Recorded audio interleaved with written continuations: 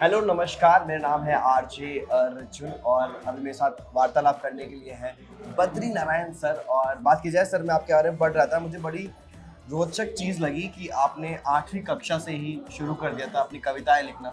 Sir उस समय inspiration कौन रहा था, या बचपन से किन्हें आप सुन रहे थे, क्या वो घर का वातावरण था या फिर कैसे था? प्लीज। मुझे लगता है कि घर में हम लोगों के भजन कीर्तन कथा कहानी चलती रहती है, वो हमारे मानस को बनाता है। दूसरा, जो माँ होती है, हमारी जो माँ थी, यस सर। उनको लोकगीत बहुत याद थी। जी तो वो लोकगीतें सुनाया करती थी, कहानी सुनाया करती थी, उसमें गीत होते थे। जी तो वहाँ से मुझे लगता है कि एक कविता हमें मिली होगी, जी जिस कविता ने हमको, जिससे कि कविता की तरफ मेरी यात्रा हुई। जी। ऐसा लगता है। हाँ। कहना मुश्किल है ये सर बहुत कि अच्छा। किस चीज़ से आपको कविता में रुचि जग गई। सर आई नो, अगर मैं पूछना चाहूँगा, वो बहुत पुराना समय है आई, जब आप 8वीं कक्षा में थे। सर पहला क्या लिखा था, कुछ बता सकते हैं हमारे दर्शकों को, उस समय जब पहला 8वीं कक्षा में थे आप? पहला पहली कविता जो लिखी थी वो छंद थी, तुकबंदी टाइप की सर ना, कुछ छंद सर छंदबंदी। कुछ छंद हो क्योंकि जाए हर अगर। आदमी शुरू में जब कविता लिखता है तो वो छंद वाला कविता लिखना चाहता है, जी क्योंकि जी जी टेक्स्ट बुक में कविता पढ़ा होता है तो उसके जी। दिमाग में वही होता है। तो वही लिखी थी, लेकिन वो अब मुझे पता है सर, वो आपका पहली बार आप लिखा था, वो क्या लिखा था, अगर आप बुरा ना माने तो हाँ, जिक्र कर पाए कुछ उसका एक दो छंद प्लीज। नहीं वो याद तो नहीं है। वो काफी समय हो गया। हाँ, ठीक है, कोई बात नहीं। सर जब भी आपकी कविताएं हम देखते हैं तो सर उसमें सर लोक छवि और सामाजिक दुख, इसका काफी विवरण होता है। तो इसके पीछे की एक वजह है कि यही आपने क्यों, मुझे पता है कि आप बिहार से आते हैं, तो कोई इसके पीछे की वजह रही है सर, कुछ बताना चाहेंगे? मैंने आपको बताया कि जैसे माँ के जो लोकगीत हैं, जी जी तो जो लोकगीत होते हैं उनमें दुख बहुत होता है। जी और दूसरा क्या होता है कि उसमें लय होता है। जी तो लय, और फिर वो जो दुख है वो आपको ट्रेडिशनल नैरेटिव से मिलती है, उसको आप नए समाज के उससे जोड़ते हैं। तो हमने उस वहाँ से जो फिर जब हम धीरे धीरे रिसर्च करने लगे समाज वैज्ञानिक के रूप में, जी जी तो वो फिर समाज के संघर्षों को, समाज में हो रहे परिवर्तनों को देखने लगे, तो वो सामाजिक दुख और ज़्यादा कविता में संघनित हुआ और फिर वो बढ़ता गया। सर जैसे मैं भी एक हिंदी माध्यम से ही पढ़ा हूँ, सो एक मुझे जो आज के समय में मैं लोगों को देखता हूँ, मिलता हूँ, तो मुझे काफ़ी ऐसा अंदर से एक आवाज़ आती है कि लोग जब हिंदी बोलते हैं ना, जैसे आपने तो बहुत एक्सपीरियंस किया होगा, जब हिंदी बोलते हैं सामने वाला बड़ा जज करता है, अरे ये तो हिंदी बोल रहा है, ये तो इसको आती ही नहीं इंग्लिश बोलना, ये तो गंवार है, इसको तो पीछे की बैकवर्ड है।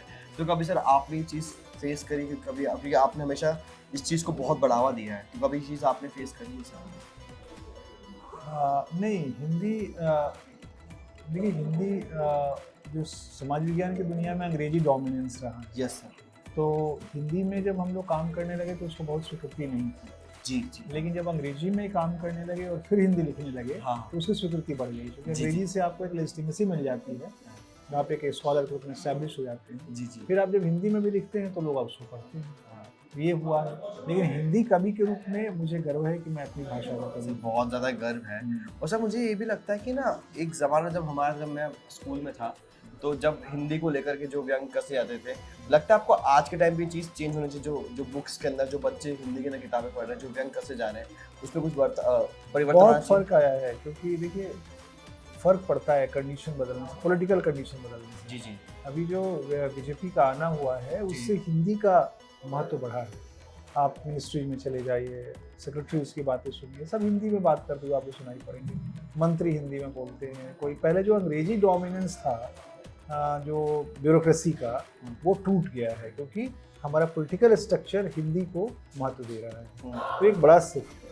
तो ये हम चेंज देख रहे हैं, 10 सालों में बहुत बड़ा परिवर्तन है। और आज के युग में सर अगर बात की जाए, कौन से ऐसे हिंदी साहित्य के अंदर कौन कौन से ऐसे युवा राइटर बोले हम, जो अच्छा काम कर रहे हैं, कोई लेखक, किन के बारे में जिक्र करना चाहोगे, जो हम देख रहे हैं, बताना चाहोगे, जिनको आप अभी पढ़ भी रहे हैं या फिर जाना चाहोगे? मुझे लगता है कि एक हिंदी में बहुत अच्छे लोग लिख रहे हैं, युवा या आप कहेंगे मध्य उम्र के लोग हैं। जैसे हमारे एक अखिलेश हैं हिंदी के बहुत अच्छे उपन्यासकार हैं, अरुण कमल हिंदी के बहुत महान कवि हैं और बहुत अच्छी कविताएं लिखी है, राजेश जोशी हैं बड़े कवि हैं।